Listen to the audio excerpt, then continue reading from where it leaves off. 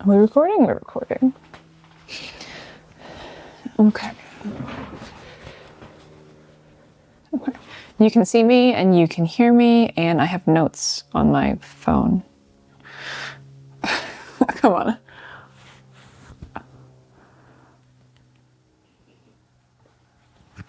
There's got to be a better way. And of course, there is. Let me tell you about it. This is conductive thread. It's a blend of stainless steel and nylon, I believe. It's not conductive enough to use with electronics, but it is conductive enough to use with phone screens. This is really thin, so it's not substantial enough to knit with on its own, and the mittens it would make wouldn't be very warm anyway, so I'm going to hold it double with another yarn. I did some swatching for this project. And first I started with my DIY twisting stack, and it created this kind of patchy fabric, which is not very helpful. Like if you wind up touching in one of the patches with no conductive thread, it doesn't work very well. So then I tried the plaiting feeder, and that came out a lot better.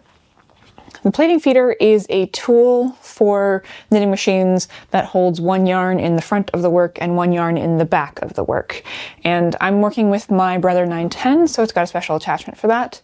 Some knitting machines, like the LK150, have it built into the carriage. If you want to figure out how to do plaiting on your own machine, check out your manual. If you don't have your manual, you can get it on mkmanuals.com, which I'll leave a link to in the description. I'm working with my mitten pattern that's available for free up on my website. I've already cast on for the cuff and knit the ribbing. I'm not doing plaiting here, even though I do have a plaiting attachment for this configuration, because I rarely manipulate my phone with my wrist, but I want the conductive thread on the hand, so let's get set up for that. Here is my sinker plate for my carriage. The one on here right now is the connecting arm for the ribber. Don't worry about that. And this is the regular yarn feeder. This is the one that's used for color work and everything else. The gate opens and closes, but we can remove this by unscrewing these screws. And don't lose these, they're hard to find. And then this just pops out. And also don't lose that. And then this is the plaiting feeder. And this came with my machine. And it's oriented like this, and it goes in the same spot that the other feeder used to be.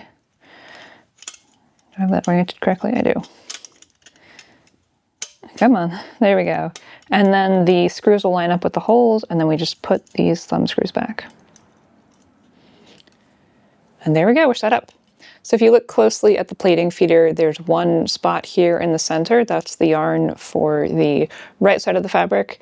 And then this big open part in the back is for the yarn for the back side of the fabric. And it gets fed in over here. So we have two yarns feeding in at the same time.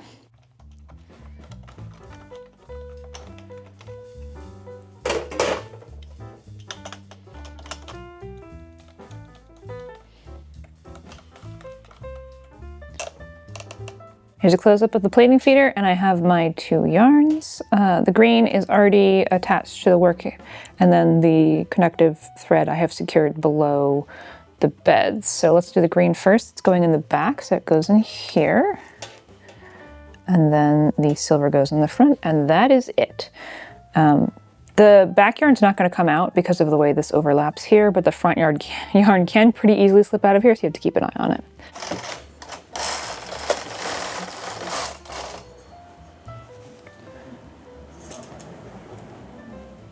My yarn's tangled. Hold on. We're entangled. All right, you'll notice you can't see the silver yarn anywhere in here. That's because it's all on the other side of the fabric. If you have it backwards and you can see your silver yarn, then you need to switch your first and your second yarns in the carriage. Easy to do. But now we have increases.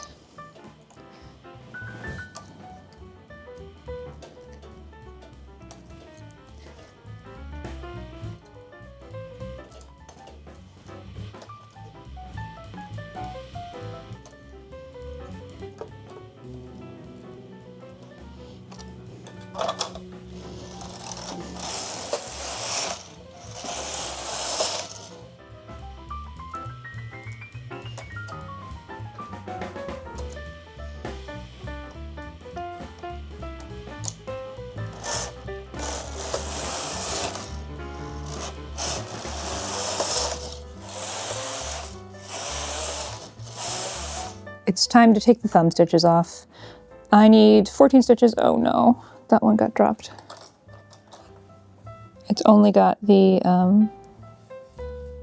whatchamacallit, the conductive thread on there, not the other one. Let me fix that real quick. There we go. And now I knocked the conductive thread off that needle. All right, all better, all better. Okay, I have some waste yarn threaded onto a tapestry needle, and I'm just gonna put these on the tapestry needle. Normally I would do something like take this off on waste yarn, but it takes a while to set up and then reset from the state where I could put this on waste yarn. And let me make sure that's the right number of stitches. 2, 4, 6, 8, 10, 12, 14, we're good. So I'm just gonna feed waste yarn through these stitches, and then I'll be able to pick them up later.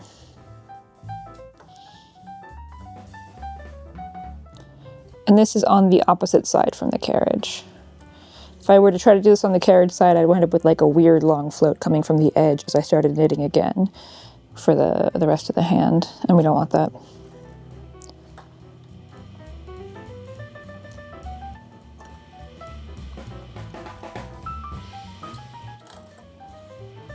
All right, there we are in waste yarn.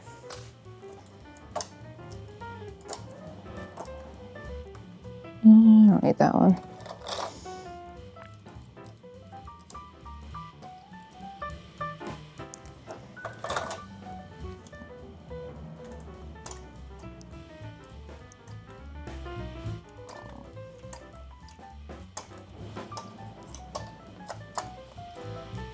Okay, and then I'm gonna hold this back with a claw weight while I knit the rest of it. And that's what the front side looks like that we're knitting.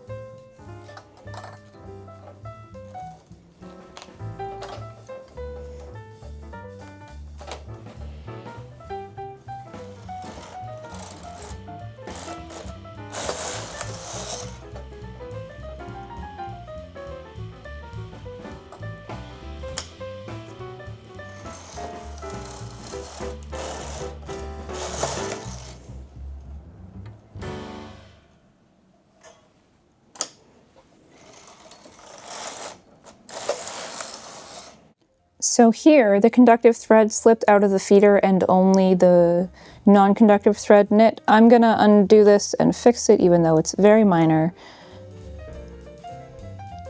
Come on. Okay, we have the two back together, and then I'm gonna pull the carriage off the bed, put it back on the other side. Make sure it's seated correctly. And then re-thread the yarns into the correct places. And let's try this again. It caught on something.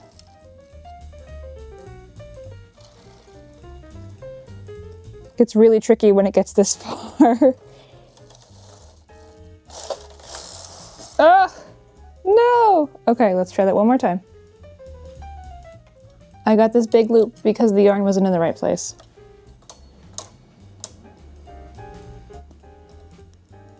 Everything is fixable. We're rethreaded. Everything's good to go.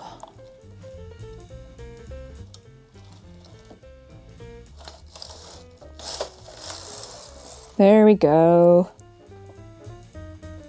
The yarn's kind of in the wrong place, but it's fine.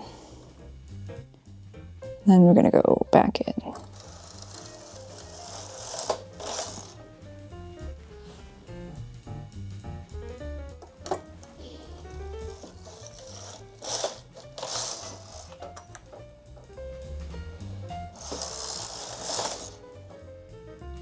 And managing the weights is tricky here, so I'm pulling down on this claw weight.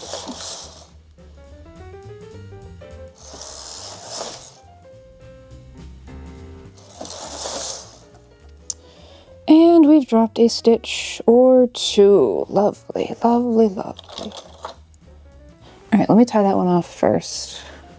Just got a length of waist yarn we'll put through her.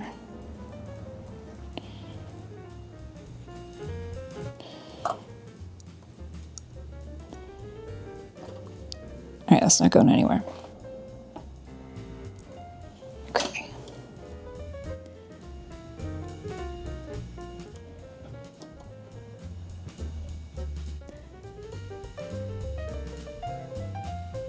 This was a wrapped short row, so I'm picking up both of these to pull through. And it's fighting me because there's not quite enough length of yarn there.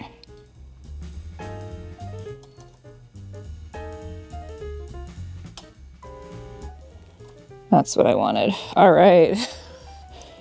And then we're gonna knit one more. This loop here needs to get knit.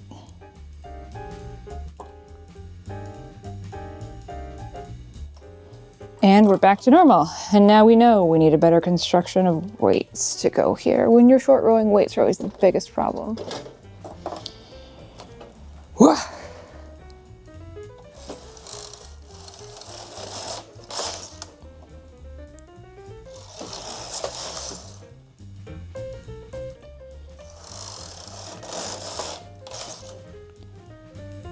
Oh, another one dropped. All right, I'm doing the rest of this off camera. I'll be back.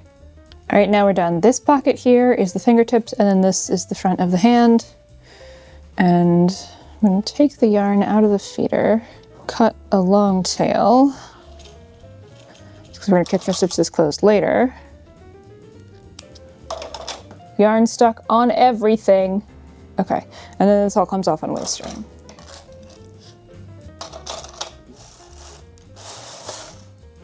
Oh my God, why did it drop so many stitches? I'll be back when I fix this.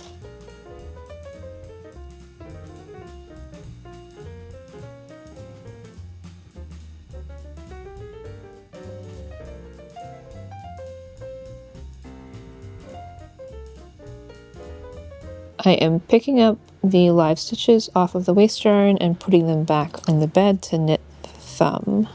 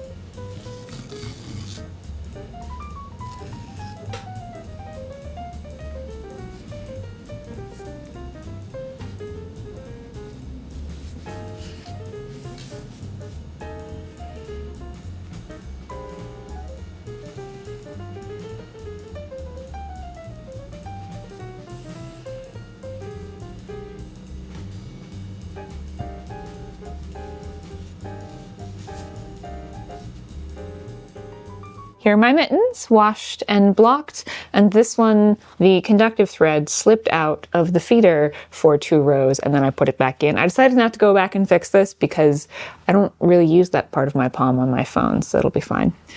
And we have this row here, that's from the Kitchener stitch. It's hard, I would say impossible, to keep the conductive thread on like the part that you want while you're doing Kitchener stitch. So keep that in mind if you make these, that you'll have a little bit of imperfection with this pattern. The conductive thread looks almost like vertical stripes, so keep that in mind when choosing yarn for this. I would recommend sock yarn for this because hands also get the same kind of wear that feet do with socks. But I didn't have any sock yarn that would have looked good with this kind of like vertical thing. I only have like variegated yarn with like stripes and stuff. But I'm happy with these. And let's see if they work with my phone.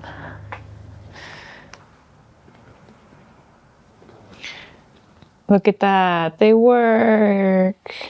Now I don't have to choose between staying warm and doom scrolling, which is important in this day and age. I left links to where you can find both the pattern and the conductive thread in the description if you want to try these for yourself. I want to say thank you to channel members who make videos like this possible. If you'd like to become a channel member, you can click the join button down below. All channel members get early access to new videos, and channel members at the mid-tier and higher get access to members-only videos. There's a lot of behind-the-scenes stuff and yarn unboxings and some upcoming projects that I will talk about only in small groups until they're ready to launch. So if that's your thing, go check it out.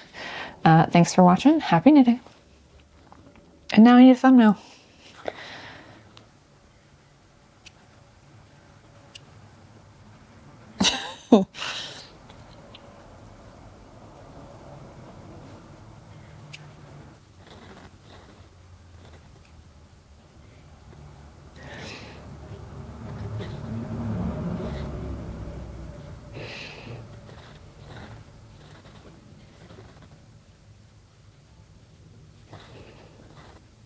Okay, there's probably something in there.